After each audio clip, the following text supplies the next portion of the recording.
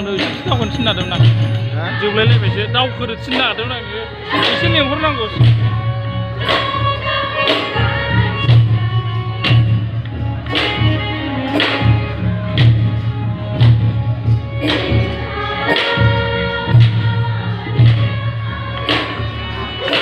बिसोरखौ लाफानांगौलै